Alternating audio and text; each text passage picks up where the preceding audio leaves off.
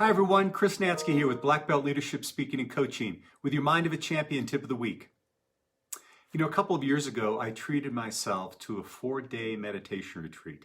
It was an incredible experience, just slowing down and allowing myself to get centered and kind of extracting myself from the regular challenges and everything that I had in day-to-day life. And it was, as I said, it was an amazing experience. But what was so crazy to me is how, when I went back into the quote-unquote real world after that experience, how easy it was for me to get back into my old routines and deal with my old stressors in not so great a way. I mean, I was able to do a better job of it, but they were still there. And one of the things that I realized is one of the biggest opportunities I have in my life is to be able to accept and to surrender to what is. So what does that mean? I mean, we all have things in our lives that aren't going maybe the way that we want them to. But oftentimes we have a tendency to literally fight what's going on at that time. And what we end up doing is we put all of our energies in that, and it doesn't allow us to actually refocus and put ourselves in position to make the changes that we want. Now, I want to be clear about this. When we're accepting and surrendering, it doesn't mean that we're giving in. It doesn't mean that we're going and running and hiding. It just means that we're giving up the resistance to what is so that we can focus on what we want to get done. You know, because so many times in our lives, what we're doing is we're constantly fighting with what's going on, and it never allows us to free up to deal with what's going on in front of us in a really great way. And I love the quote from one of my favorite authors, Byron Katie, who talks about this idea of constantly fighting with what is. And she says, when I fight with reality, I always lose, but only 100% of the time. Right? And so think about that. How many times are you doing that in your life? I know I still continue to deal with that. And the other thing that I just want to point out is that when we're deciding to accept and surrender, again, it's not giving up, or giving in. It's about giving up what's not working. Sometimes people think that's a sign of weakness. But really, being able to surrender to what is and accept what is, but then move forward from there, takes tremendous strength and courage. Tremendous strength and courage, which leads me to say that acceptance and surrender is not for wimps. So how do we do this in our own lives? How do I continue to practice it? And how would I recommend you to continue to practice this in your life? Well, I've got 5 ideas that I want to share with you. And the first one, it's kind of equated to, like when we were kids and they said, hey, if you ever catch fire, you need to stop, drop, and roll. Well, this is my old take on this, is when our minds are on fire and when we're so caught up with fighting what is, we need to stop, drop, and breathe. Stop, drop, and breathe. So the first one is to stop and take a look at the situation for what we're really dealing with. Not all the crazy messages and thoughts that are going on in our head, but just looking at it objectively for what it really is, right? Then the next part is to drop. And that means going from your head and dropping into your heart. Taking just some time to see what's going on in your heart versus trying to formulate all the answers in your head. And then finally breathe.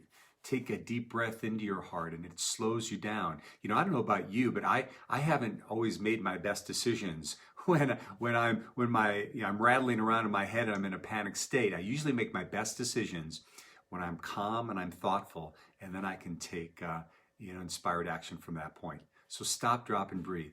Number two is remind yourself that things always work out. I mean, I'm sure that many of us have had challenges in our lives, and some of us have even dealt with tragedies. I know that I have in my own life, but when I look back at it now, as painful as those times were, everything ended up okay in the long run. And when we're in the midst of things and we're struggling with what is, it's oftentimes easy to catastrophize about what's going to happen in the future. But if we remind ourselves that things are always going to work out for us, it now allows us to pull back a little bit and be in a much better state to deal with the situation. I love the quote from Mark Twain, who said, I've dealt with many terrible things in my life, some of which actually happened. What he's saying there is most of them happened in his head first, and he was struggling with them, and then many times they never ended up as bad as he thought they would be anyway. So make sure that you remind yourself things are always going to work out. Number 3 is take action. oftentimes when we're fighting in our minds against things, it prevents us from taking action. And what I know and what I've come to believe and really experience is even the smallest of actions gets my momentum going. And pretty soon I'm on a path to dealing with a situation, moving out of resistance and moving into action. And if you don't know what to do, just say, what's the next right move? And then after that, what's the next right move after that? And pretty soon we start gaining momentum. Number 4 is ask for help. You've heard me say this a number of times, but surrendering to the need for help and asking for it when you need it is, again, not a sign of weakness, it's a sign of courage. And I think as leaders, it's particularly important for us to know when is the right time to ask for help. And not only do it ourselves, but to role model that for the people that we lead, for our kids, for whoever we are influencing in our life. No one asks for help. And then finally, this is the toughest one for me, is let go of the outcome.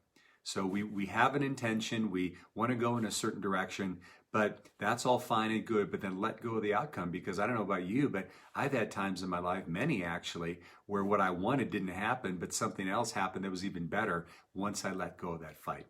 So there are 5 things for you, my friends, for you to deal with this idea of accepting and surrendering what is, so you can move through to get what you really want. And so I challenge all of us this week, where do we have an opportunity to first accept what's going on? And again, not that we give into it, but we just accept it for what is, so that we can take that energy away from resisting it and move forward in the direction that we want in our lives, our relationships, and our businesses. So this has been Chris Natzke with Black Belt Leadership Speaking and Coaching. And thanks so much for joining me as always. I know, by the way, I've got a new book out. I don't know if some of you have seen it, but it's called Breaking Through. It's 3 winning strategies to create breakthrough results in your life, business, and relationship.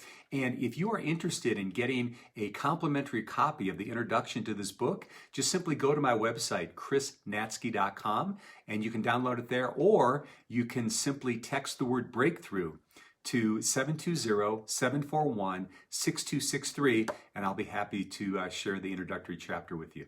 So anyway, this has been Chris Natzke with Black Belt Leadership Speaking and Coaching, and we'll see you next time on the Mind of a Champion Tip of the Week.